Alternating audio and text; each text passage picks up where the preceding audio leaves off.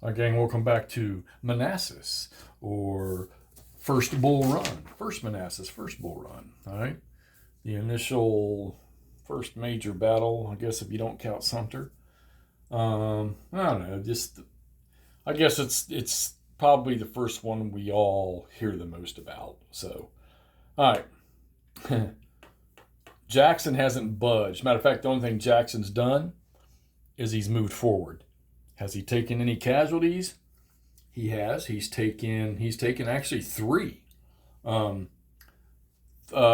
Three of the, we'll call them regiments, whatever, two of the demi brigades with one extended line all happened to get a shot up in there. Two of them were DG, but they rolled a really good roll and popped him for a couple casualties. So he has taken a hit. He's still sitting on his, let's see, where is he? He's still sitting on his AAB strength. Okay, so he's still in great shape. And he's just driving these people that are coming up here. He's just driving them back off. Over here is Porter. They're shattered. So that division, which is, where's my list? That division, which is, okay, that's Porter's or Hunter's division.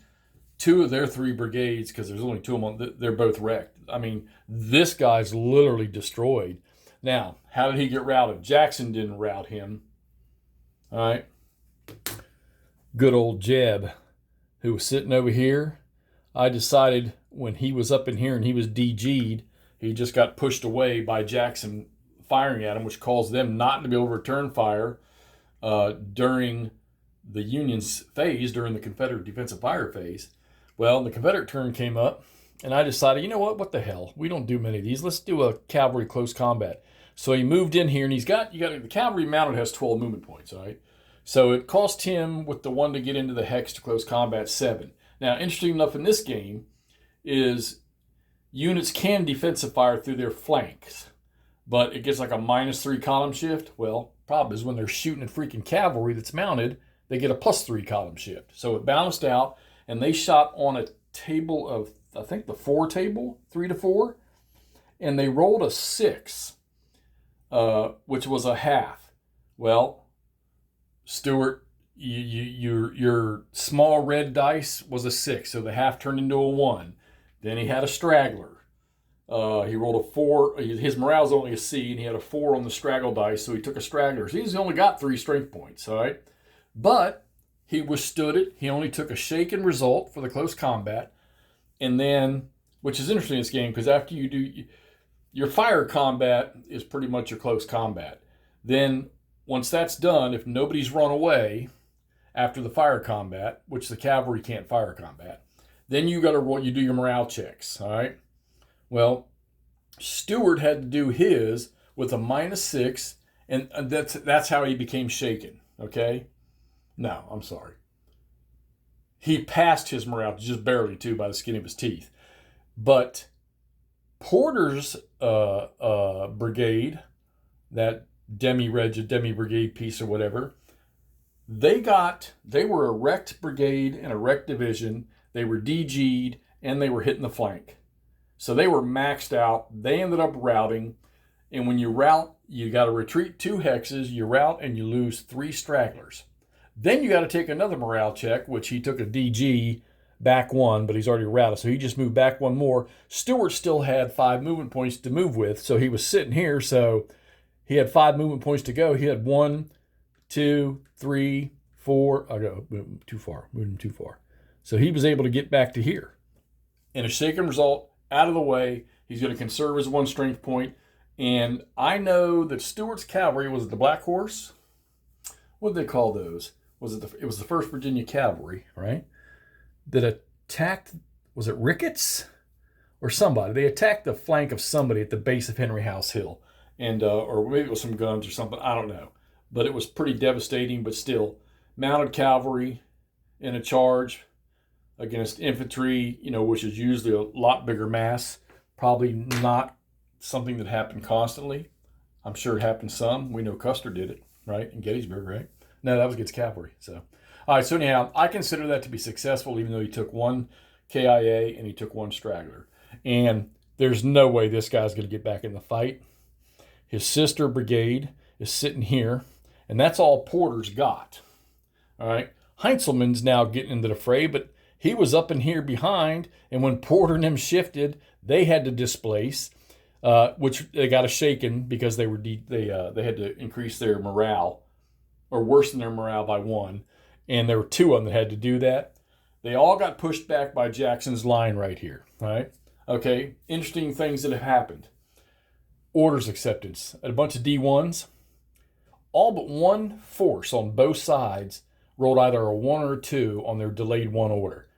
So in their next, in their subsequent phase, they were able to move. So Sherman's moved into position. Tyler now has orders because he got a corps stoppage attack. He's now got orders. Hopefully he'll accept them on this coming up turn, and he'll move into the fight. Now he's got a little bit more mass here, and Sherman is a AAA unit. So now the only one that hasn't accepted is Howard, I believe. Let me see. Yeah, Howard is on a D2. So he's going to have to roll a 1 to get his acceptance, and he's still sitting back here on the road. So, I'm going to put my leader back. He didn't die, fortunately. Okay, so Little Mac's not having a very good go here. And the Confederates, they got Elzey, and they got Bonham B coming up. They got some more artillery coming up. And then you got Jubal Early sitting over there on the turn record track on the next turn. He's going to arrive. And then you see where the red X is. That's how many turns left. So Heintzelman needs to hope that Tyler gets activated and all this attack gets going. Also, Evans, B, and Bartow, even though they're all in a wrecked state, they've recovered. There's no stragglers to recover because they have them listed as all KIAs. Now they're going to get. You can conduct a movement without orders within the command radius. And since the Army commander is the one that gives commands to the brigades, they can conduct their movement within the radius of him, okay? So they've moved to here. He's going to give them orders to move in on Jackson's left. May not need to because Elzey's coming up and Bonham's coming up. So we had Evans, who recovered. He's moved up in here onto the right. Hampton's Legion, he accepted his orders the very next turn. He's been ordered to defend on the right side, so he's moved up to sort of hopefully slow down this attack coming from Tyler if Tyler accepts his orders. So this is pretty cool, man, because you just can't make people move. They have to have orders or they have to use initiative. I got news for you. Let me show you the initiative table here if you don't know what it is. If you want a leader to take initiative and create his own orders, you have to look at this chart here. Okay, most of these guys on this map have a leadership rating of 1. You've got to roll with 2d6 on 11 or better. That's not easy to do. And I was reading the designer's notes or in the notes within the rules about how, this era was a time of honor and stuff. And leaders, they wanted to do the proper thing, all right? But they also wanted to earn honor, earn their reputation and stuff. But nothing like, I'm sure, today. So, but so Howard's the only one sitting there. He'll try to accept his orders this turn. Like I say, he's got to roll a 1. And McClellan needs to fix this mess. Tyler's got to get activated. Heintzelman is still good. He's going to hit the attack this turn. But, you're talking he's got 2 brigades in here. They're ABs, it looks like, or double A's. They're going to move up in here, and Jackson's going to put the fire on him again, and now he's getting more strength in here now. So, let's see. This is we're on the getting ready to start the 2:30 in the afternoon turn on July 21st, 1861. Let's do this. All right, talk to y'all soon.